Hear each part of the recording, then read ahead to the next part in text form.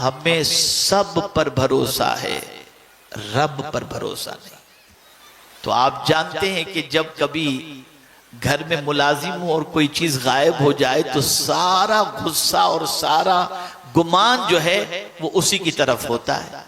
اتنا مارا کہ حدیث شریف کے اندر ہے کہ اس کی شرمگاہ تک کی تلاش لی گئی۔ جب بہت اس کو مارا گیا اور برداشت نہیں ہوا تو پھر اس نے اپنا چہرہ آسمان کی طرف کیا اور آسمان کی طرف چہرہ کر کے کہتی ہے، میرے مالک تو سب جانتا ہے، میں نے اپنا معاملہ تیرے حوالے کر دیا۔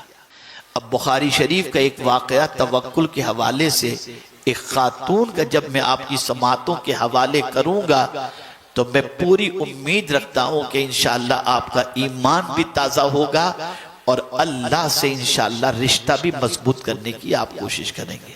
ایک خاتون تھی دیہات کی، سرکار صلی اللہ علیہ وسلم نے ان کے لیے گھر بنوا دیا تھا اور وہ حضور صلی اللہ علیہ وسلم کے گھر کے قریب یعنی مسجد نبوی شریف کے قریب رہا کرتی تھی۔ ایک دن بلکہ اکثر وہ ام المؤمنین حضرت عائشہ صدیقہ رضی اللہ تعالیٰ عنہ کے پاس آیا جایا کرتی۔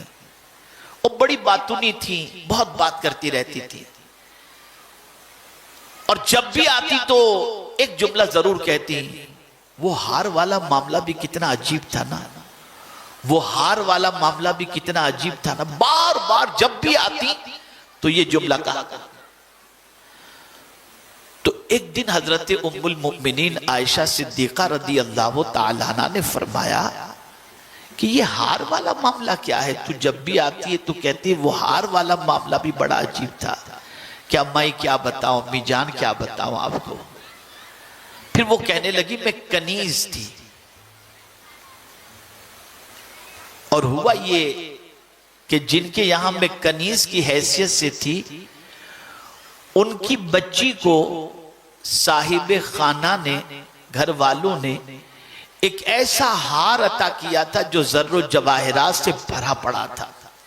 اچھا اس زمانے میں یعنی 18 کیرٹ گولڈ کے اندر ہیرے لگا دیے جاتے ہیں جیسے آج 22 کیرٹ کے اندر، 14 کیرٹ کے اندر۔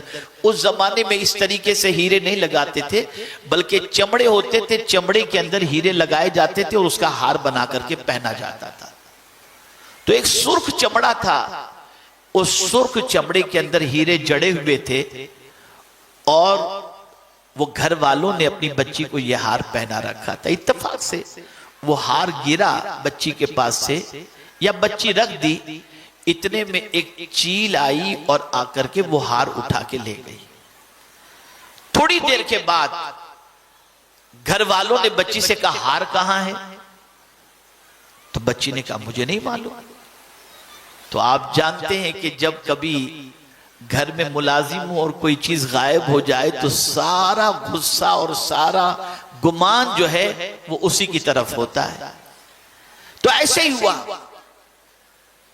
گھر والوں نے اس خاتون سے کہا کہ بتا ہار کہاں ہے؟ کہا میرے سامنے چیل لے کر کے اڑی، چیل لے کر چلی گئی۔ کہا تو جھوٹ بولتی۔ اتنا مارا کہ حدیث شریف کے اندر ہے کہ اس کی شرمگاہ تک کی تلاش لی گئی کہ کہیں ہار تو وہاں نہیں چھپا کے رکھی۔ وہ اپنی بے گناہی پیش کرتی رہی کہ میں نے ہار نہیں لیا، چیل لے گئی، میں نے ہار نہیں لیا، چیل لے گئی، لیکن کوئی اس کی بات ماننے کو تیار نہیں۔ جب بہت اس کو مارا گیا اور برداشت نہیں ہوا تو پھر اس نے اپنا چہرہ آسمان کی طرف کیا اور آسمان کی طرف چہرہ کر کے کہتی ہے، میرے مالک تو سب جانتا ہے، میں نے اپنا معاملہ تیرے حوالے کر دیا اور تیرا فرمان ہے جو تجھ پر بھروسہ کرے تو اس کے لیے کافی ہے۔ اب میرے کریم میں نے اپنا معاملہ تیرے سپرد کر دیا، میری بے گناہی کو تو ثابت کر دے۔ ابھی اس کے جملے مکمل نہیں ہوئے تھے کہ چیل وہ ہار لے کر اسی محفل میں آ کر کے پھینک کر کے چلی جاتی۔ آپ ذرا سوچو،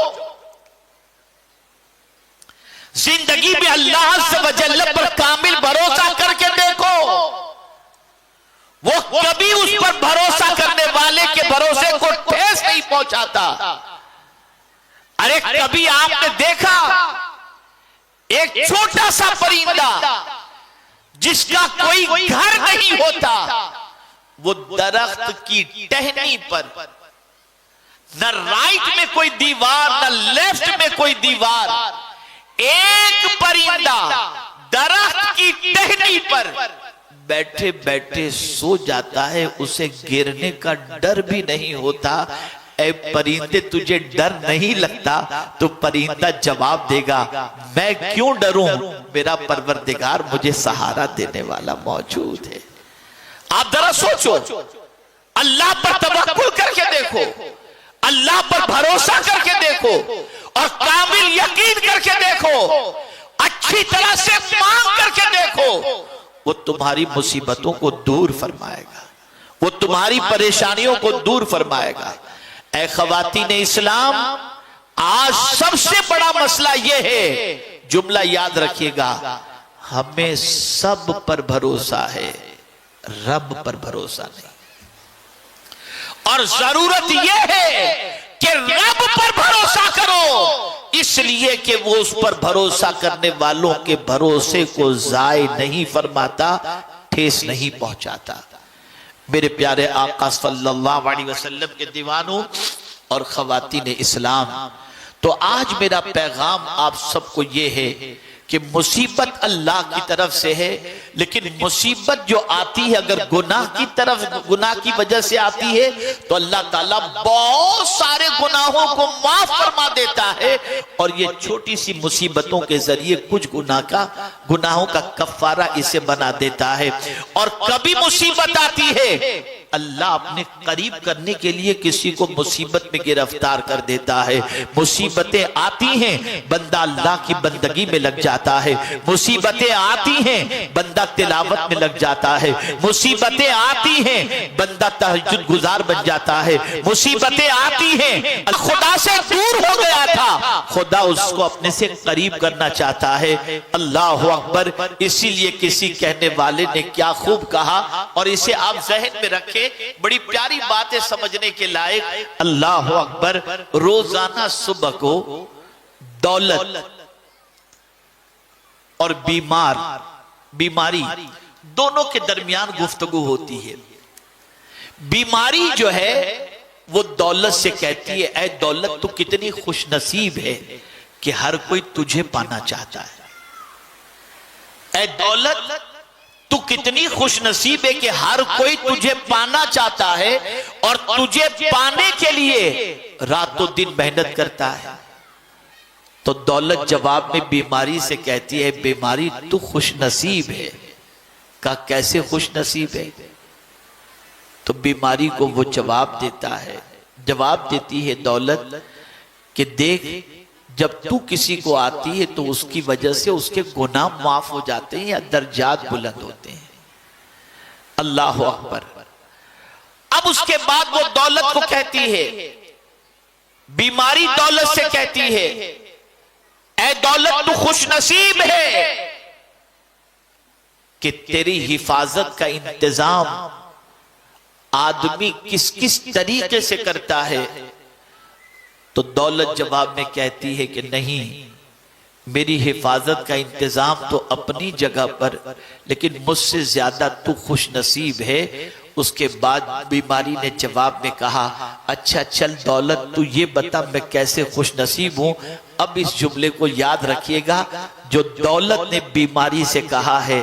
دولت کہتی ہے میں تو اتنی کم نصیب ہوں جسے مل جاؤں وہ خدا کو بھول جاتا ہے، اور تو اتنی خوش نصیب ہے کہ جس کو لگ جائے وہ خدا کو یاد کرنے لگ جاتا ہے۔